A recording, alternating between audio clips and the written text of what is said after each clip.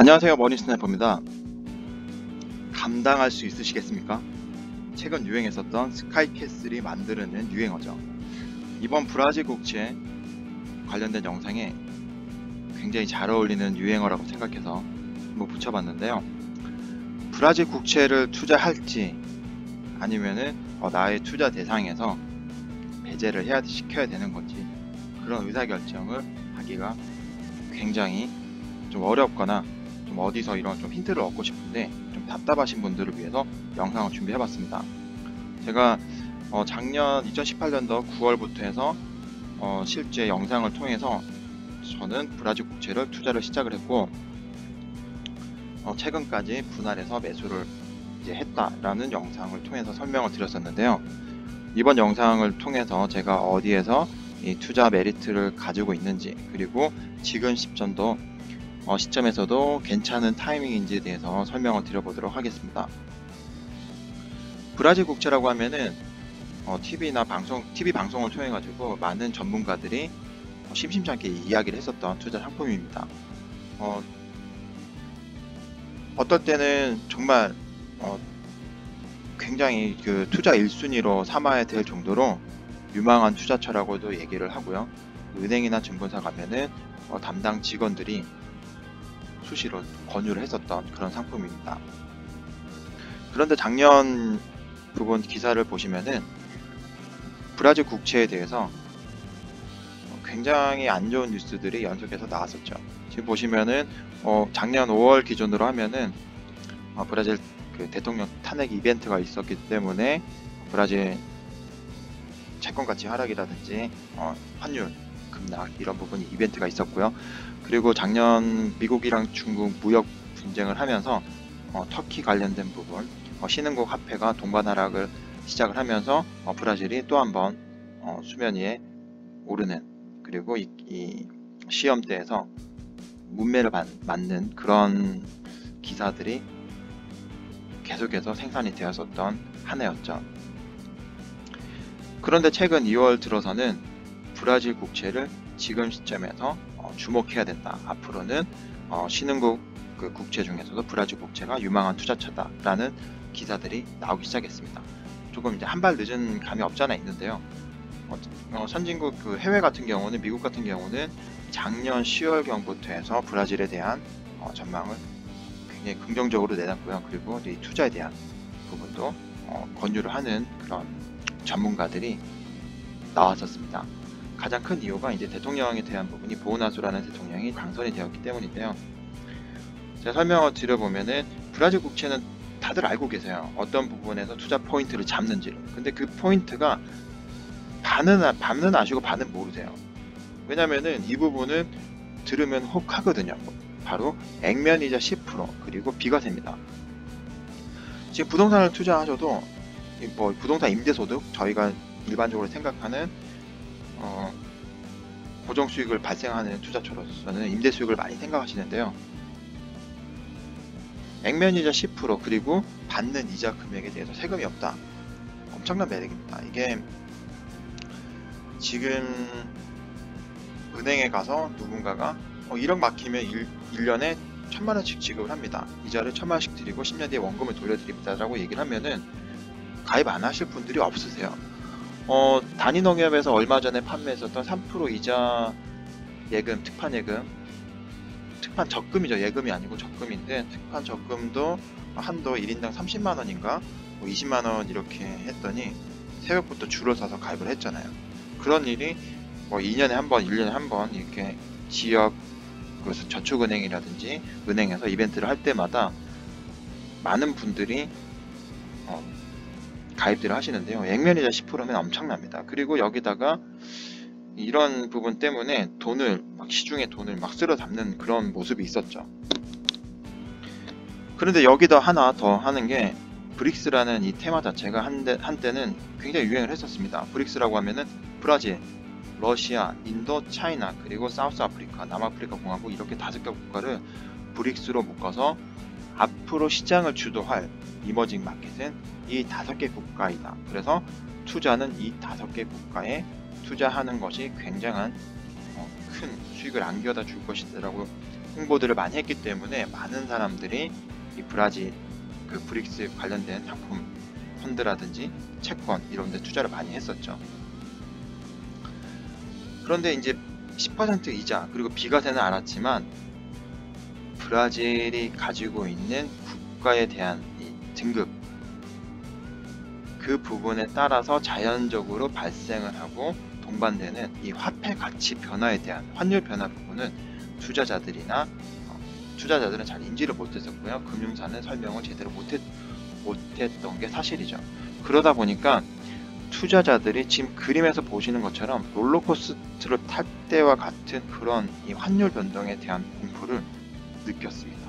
환율이 변한다는 것은 채권을 사는 게 우리나라 돈으로 브라질 국채를 사기 때문에 원화인 그 대한민국 국채를 사는 게 아니고 브라질 국채이기 때문에 해와라를 다시 원화로 환산했을 때 그 가치는 매일매일 변하게 되는 거죠. 그래서 처음에 보이셨던 화면처럼 가격이 급등락을 했던 거예요.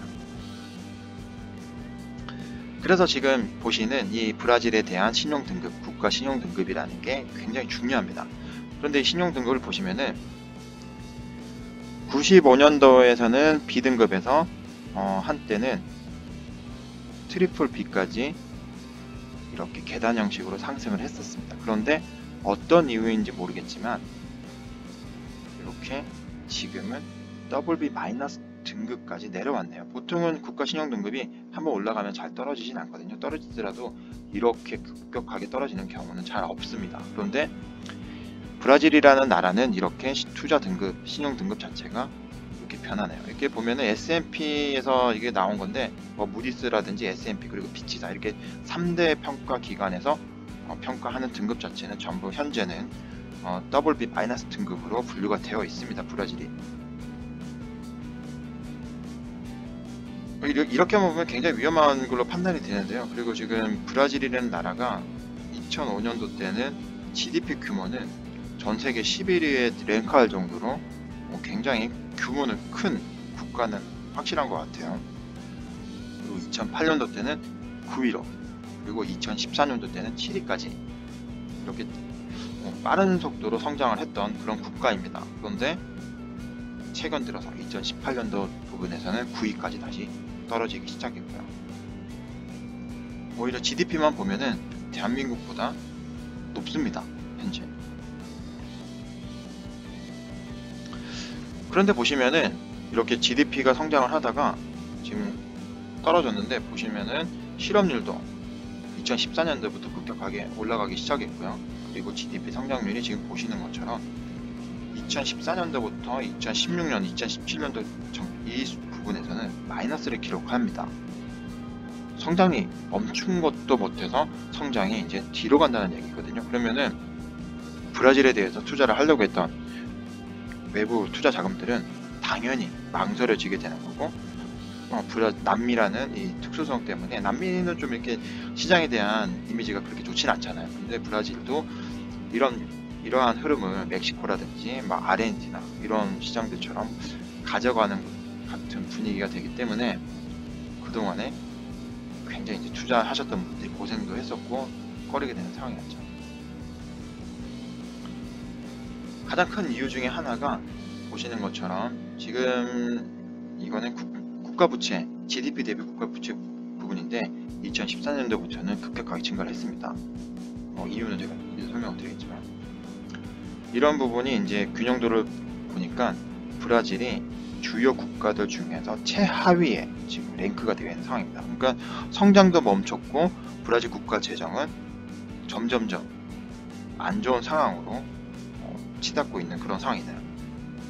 그러다 보니까 브라질 국가에 대한 채권은 물론이고 화폐 가치도 떨어질 수밖에 없는 것입니다. 국가적인 경쟁력이 이제 상실하고 있다는 얘기죠. 그래서 이런 기사가 2018년도 9월 30일 날 나왔네요. 8월달 재정 적자, GDP 대비 7.45%, 공공부채 1년 새 77%가 늘어났다. 이런 뉴스가 나왔습니다. 네, 공공부채가 상당히 늘어났네요. 그 늘어나는 속도가 공공부채는 늘어날 수는 있지만 이 증가하는 속도 자체가 너무 빠릅니다. 이게 지금 현재 브라질이. 가장 큰 이유가 지금 이 화면은 뭐냐면은 브라질 국민들이 연금에 대한 개혁을 반대하기 위해서 거리로 나온 그런 사진인데요. 브라질이 지금 현재 이런 공공 부분에서 재정적인 어려움을 겪고 있다는 가장 큰 이유 중에 하나가 바로 연금 때문입니다. 우리나라도 최근에 지속적으로 연금법을 개혁하려고 하고 있고 한번 손을 댄 적이 있고 지금도 계속적으로 손을 보려고 하고 있는 상황이죠. 브라질도 공공부문 지출에서 가장 큰 부담을 차지하고 있는 부분이 이 연금 부분인데 연금에 대해서 개혁을 하려고 하니까 국민들이 거리로 나와서 반대를 하고 있는 상황이죠. 그런데 이 보호나서가 매년 이제 브라질에서는 대통령 선거가 있고 당선되면은 이 국민연금을 개혁을 하겠다, 변화를 시키겠다라고 공약을 내세우고 실행을 하려고 하면은 앞에서 보셨던 것처럼 국민들의 저항이 있기 때문에 이게 진행을 제대로 못했었던 게 사실입니다. 그런데 지금도 이번에도 보소나로 대통령도 똑같이 연금에 대해서 개혁을 추진하려고 지금 국회에 안을 어떤 식으로 변화를 시키겠다고 하는 이 연금 개혁에 대한 내용을 의회에 상정을 했는데요.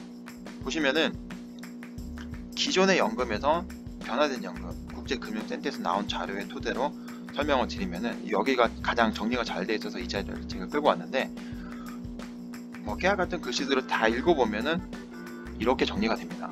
우리나라와 이거는 모든 국가가 가지고 있는 공통적인 상황인데요. 바로 저출산과 고령화를 통해서 이러한 현상이 발생을 하니까 자연스럽게 성장률이 둔화되고 평균 수명이 늘어나고 그러다 보니까 국민들이 받는 연금 액수는 많아지는 거고 그리고 경제활동 기간도 줄어드니까 국간이 줄어들 수밖에 없는 거죠.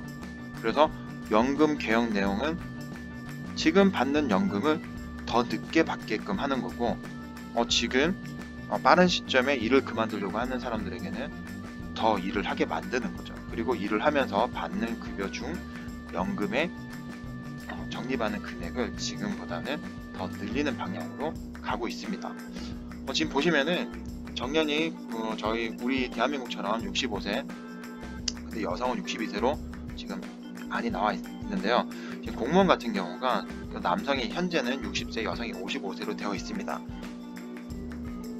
브라질도 우리나라와 마찬가지로 공무원 연금이 지금 큰 문제인데요. 공무원들이 받는 연금 액수가 일반 국민들이 받는 연금 액수보다 3배보다도 더 많이 받아요. 우리나라 원화로 환산을 하면은 브라질 공무원들이 받는 연금 액수, 평균 연금 액수가 약 한 220만 원에서 230만 원 정도 수준이에요. 엄청난 금액을 받는 거죠. 그러다 보니까 지금 가장 저항이 심한 계층은 공무원들이거든요, 브라질도. 그런데 지금 이 보호나소 대통령이 연금에 대한 이런 의지 강력하고 국민들이 받아들이는 게 과거와는 굉장히 다릅니다. 그래서 지금 연금을 변화되는 법이 바뀌기 전에 연금을 수령하려고 수령을 신청하는 이제 브라질 국민들이 늘어나고 있다는 기사가 나오고 있고요. 그럼 어떻게 지금 변화가 됐냐면은 2017년도 4월 경에는 브라질 국민의 71%가 반대를 했어요. 그런데 2019년도 1월, 그러니까 보소나로 대통령이 취임을 하는 1월 경에 조사를 해보니까 45.6%가 반대를 한답니다. 그리고 보소나로에 대한 업무 지지도가 57.5%까지 지금 올라가 있는 상황이에요. 그러니까 국민들도 그렇고 외국에서 이렇게 기관들이 바라볼 때는 이번에는 브라질이 연금 개혁을 성공할 것이다라고 생각을 하는 거고요.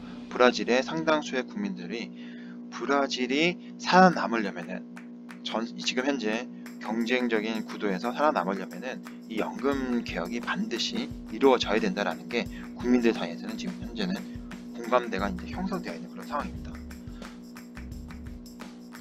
그러다 보니까 지금 브라질에 대해서 국가 신용등급이 떨어졌음에도 불구하고 주가는 연일에서 이렇게 전고점을 갱신하는 이런 모양을 보여주고 있는 거죠.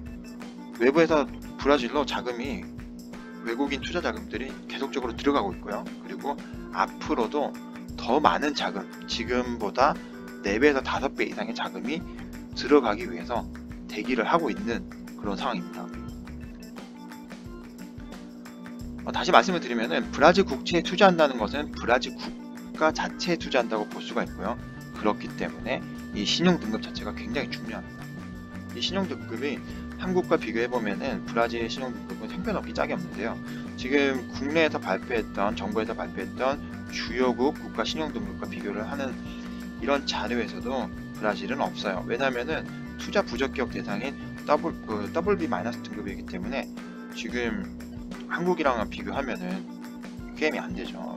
지금 현재 대한민국은 개발도상국이라기보다는 선진국으로 이제 막 진입을 하려고 하고 있는 상황이기 때문에 신용 등급 자체도 AA 등급입니다. 일본보다도 높아요. 지금 현재. 영국이랑 프랑스랑 어깨를 나란히 할 수준 정도로 대한민국의 국가 신용도는 굉장히 높습니다. 현재.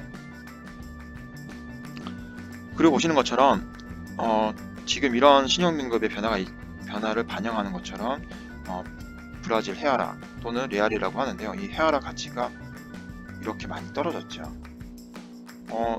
2014년도 때 급격히 하락을 했다가 다시 조금 오르는 것 같았는데 다시 이렇게 급락을 했습니다. 이렇게 달러 대비 급락을 했다는 것은 원화 대비해서는 환율이 이렇게 하락한다는 얘기죠. 원화가 가치가 올라가고 브라질의 헤아라 가치는 떨어진다는 얘기이기 때문에 이렇게 환율이 떨어졌습니다. 이 환율에서 저는 그 가장 큰 투자 포인트를 잡았고요. 이 환율에서. 그리고 브라질이라는 나라는 기준금리가 굉장히 높습니다. 우리나라보다 당초 작년 2017년도 기준이면은 기준금리가 약 한 12% 수준이었기 때문에 4배 정도 높아 있는 상황인데 이 기준금리는 지속적으로 하향시키고 있는 상황이고요. 지금은 한 6% 수준까지 내려와 있는 상황입니다. 브라질이 가지고 있는 재정 부담을 완화시키기 위해서는 몇 가지 지금 조건들이 달성이 돼야 되는데 그 중에서 가장 중요한 게 연금 개혁이고요. 그리고 세제 개혁, 그리고 브라질 공기업의 민영화, 부채가 많은 이런 공기업들의 민영화, 재정이 안 좋은 공기업의 민영화와 방금 말씀드렸던 기준금리 인하, 이런 부분이 현재 브라질이 가지고 있는 당면 숙제인 거죠.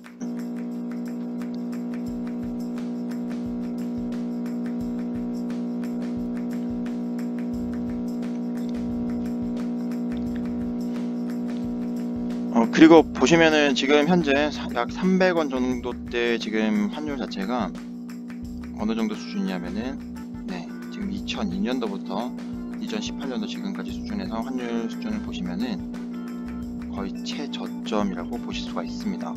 제가 작년에 9월달 경에 들어갔던 가장 큰 이유 중에 하나고요. 보시면은 가장 높았을 때가 한 700원대까지 이 정도 수준이었는데 지금은 한 300원 정도 이 정도 수준이니까 역사적으로도 최저점이라고 볼 수 있겠네요.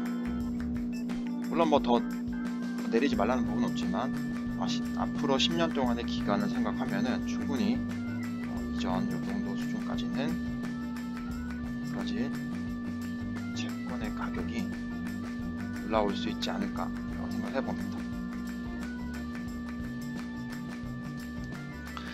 그런데 과거에 보시면은 2011년도 주 브라질 대한민국 대사관에서 발표했던 자료를 보면은 브라질 경제 규모가 앞으로 세계 6위권까지 올라갈 수 있는 그런 잠재력이 있는 국가입니다. 그런데 정치적으로 소용돌이에 휩싸이다 보니까 브라질이라는 나라가 지금 이렇게 망가져 있는 상황이고요. 그리고 외환 보유액도 지금 현재 그럼에도 불구하고 대한민국과 비슷한 수준으로 항상 8, 9, 10위권에서 지금 브라질이 외환 보유도 상당한 수준에 있는 그런 국가입니다. 신용 등급만 다시 설명을 드리면은 이게 WB- 등급이기 때문에 초고위험, 우리가 이제 금융회사에 가서 나 브라질 국채 투자하겠습니다 하면은 투자 등급이 요즘에는 조사를 하잖아요. 그러면은 초고위험 등급이에요. 그래서 성장형인가 하는 등급을 받으셔야지 투자가 가능하세요. 그게 아니시면은 별도 각서 같은 거나 이런 거 쓰셔야 될 거예요 아마. 그만큼 이렇게 초고위험 등급이기 때문에 일반인들이 얘기하면은 투자하기가 굉장히 이제 꺼려지는 게 사실입니다. 근데 실제 제 경우 설명을 한번 드려보도록 할게요. 제가 9월달부터 매수를 시작했는데 계좌 개설을 2018년도 9월 7일날 신탁 계좌 개설을 해서 브라질 국채를 투자하는 방법은 두 가지가 있는데요. 하나는 채권을 해외 미국의 그 달러로 이제 투자를 하는 달러로 환전을 해서 브라질 헤알로 투자를 하는 채권에 직접 투자하는 중개물 방식이 있고요. 그리고 지금 금융사에서 상품화 시켜서 판매를 하고 있는 신탁 상품이 있는데 둘 중에 하나 선택을 하실 수가 있습니다. 근데 저는 신탁 상품을 선택을 했고요. 이때 수수료 부과 방식은 후치를 선택을 했습니다. 후치를 선택한다는 것은 처음에 수수료 안 뗀다는 얘기죠. 이때 3천만원을 투자했던 게 2,300만원 투자했죠. 2,300만원을 투자했던 금액 자체가 지금 평가 금액이 약 3천만원이 되었습니다. 그리고 지금 예수금이 95만원 정도, 94만 9천원이 있는데 이게 그동안에 받았던 이자예요. 수령했던 이자. 브라질 국채는 6개월 입혀체로 되어 있어서 6개월마다 채권을 직접 매수를 하시면은 6개월 단위로 이자를 지급을 받으시는데 신탁을 하시면은 월 지급 상품으로 되어 있기 때문에 매월 이자를 받으세요. 그러니까 6개월 동안 이자를 그 회사가 증권사가 받아서 월의 개념으로 이자를 지급을 하는데 2,300만원 기준에서 이자가 이때 중간에 들어갔기 때문에 중간에 제가 매수를 환율이 급락한 걸 확인하고 들어갔던 시점이기 때문에 이때 이제 3개월 동안 그러니까 이전에 못 받았던 부분 제외하고 3개월 받았던 게 월 182,640원 수수료 빼고 이 정도 들어왔고요. 그리고 그 이후에 두 번 받았던 거 1월달 2월달 해서 받았던 게 들어왔던 게 보니까 확인해 보니까 20만 473원이 들어왔습니다. 그래서 지금 총 이자 5번 받았던 게 95만원 정도, 95만원 조금 안 되는 금액이고요. 그리고 원금은 2,300만원에서 지금 2월 27일날 평가 금액 기준으로 해보니까 약 3천만원 정도까지 올라갔어요. 그래서 도합 3,099만 2,995원 3,100만원 수준에서 이자 포함해서 원금 대비 수익률이 34.75%가 됩니다. 그리고 중간에 제가 추가적으로 두 번 더 매수를 했는데요. 12월 달에 가입한 신탁은 세후 8% 정도 수익이 났고요. 그리고 2월 달 연금 개혁안이 발표되기 전에 가입했던 상품은 제가 확인을 해보니 이자 한 번 들어온 거 빼고는 거의 똔똔입니다. 마이너스 한 1% 이 정도 됐던 것 같아요. 근데 보시면은 브라질 채권이 이때 9월 달에 들어갔던 거는 타이밍이 굉장히 좋았어요. 보시면은 환율도 거의 최저점에서 제가 들어갔던 것 같고, 그리고 채권 수익률도 보시는 것처럼 채권 수익률은 채권 가격과 이제 역의 상관관계를 가지고 있기 때문에 채권 가격의 그래프는 이렇게 보실 수가 있죠. 네, 이렇게 보시면 되죠. 채권 가격이 이렇게 급등을 한 상황입니다. 작년 9월 달에 가입했었던 브라질 신탁 같은 경우는 환율도 올라가서 환차익도 발생을 했고 채권 가격도 상승했기 때문에 채권에 대한 가격 상승분도 반영이 되어서 이렇게 높은 수익률이 나왔습니다. 하지만 제가 12월 달에 가입했던 것은 이미 채권에 대한 가격 상승분이 많이 진행이 되어 있었던 상황이고, 그 환율도 어느 정도 제자리를 찾아가고 있는 상황이기 때문에 지금 세후 수익률은 8% 정도, 그리고 2월 달에 가입했던 것은 거의 이제 원금 수준 이렇게 수익이 나고 있는 그런 상황입니다. 근데 이제 이게 브라질 국채가 가지고 있는 게 주식과 비교해서 이렇게 생각해 보실 수가 있거든요. 브라질 채권은 6개월 입회처로 되어 있어요. 그러다 보니까 브라질 채권은 6개월마다 이자를 지급을 합니다. 그런데 연 이자는 액면 이자가 10%예요. 주식으로 생각을 하시면은 연간 배당을 10% 배당을 하는 주식이라고 생각하시면 되고요. 근데 이 배당이 연 6개월에 한 번씩, 반년에 한 번씩 5%씩 배당을 한다고 보시면 됩니다. 그러니까 1억을 투자를 하면은 6개월에 한 번씩 500만원씩 배당이 나오는 거죠. 그래서 단순하게 이렇게 산술적으로는 내가 투자했던 금액이 보시는 것처럼 반토막이 난다고 하더라도, 원금이 반토막이 난다고 하더라도 이자만 다 10년 동안 이자만 다 받으면은 원금이 됩니다. 물가상승 이런 거 고려 안 할게요. 기회비용 이런 거 안 따질게요. 그리고 원금이 되는 거예요. 그런데 주식처럼 언제든지 파실 수는 있습니다. 중간에 나올 수가 있어요. 엑시트가 가능합니다. 은행 예금이나 아니면 보험 상품처럼 기간, 내가 딱 정해진 기간 동안에 못 나오는 게 아니에요. 언제든지 원하는 가격대에 던지고 나올 수가 있어요. 그런 부분이 이 브라질 채권 투자가 가지고 있는 장점이고요. 그리고 제가 앞에서 말씀드렸던 환율과 더불어서 가장 크게 제가 투자 포인트로 삼는 게 뭐냐면은 바로 이 사진인데, 이 사진은 제가 태어나기도 전에 또는 제가 태어났던 시기와 맞물려서 그 시점에 전후로 해서 대한민국의 금융권에서 이자를 나타내는 사진들입니다. 인터넷에 검색하시면은 찾아보실 수가 있는데, 이 당시 때 이자가 연 20%, 25%, 그리고 심지어는 33%까지 나오는 저축 상품들이 대한민국에 존재를 했다는 거죠. 근데 지금 이자가 몇 프로죠? 3%입니다. 2%, 1%, 거의 10분의 1 수준으로 줄어들어 있는 상황이죠. 브라질도 마찬가지입니다. 브라질도 지금은 10%의 높은 금리를 지급하는, 대한민국의 지금 2018년도가 아닌 타임머신을 타고 한 1990년도 수준의 금리를 지급하고 있는 상황과 저는 비슷하다고 생각하기 때문에 투자를 한 거고요. 투자의 개념보다는 저축을 한 거고, 그 대가로서 매달 이자를 받는 방식을 선택을 한 겁니다, 제가. 그리고 또 하나, 원하는 시점 환율이 어느 수준까지 올라오면은 제가 분할 매수를 했기 때문에 나올 때도 분할 매도하면서 수익 부분을 실현할 계획으로 들어갔던 거고요. 그러면 이런 부분 감안했을 때 현재 시점에 다시 한 번 더 물어보면 감당할 수 있으시겠습니까? 저는 감당할 수 있다고 생각을 하기 때문에 브라질 채권을 제 계좌로 드렸습니다.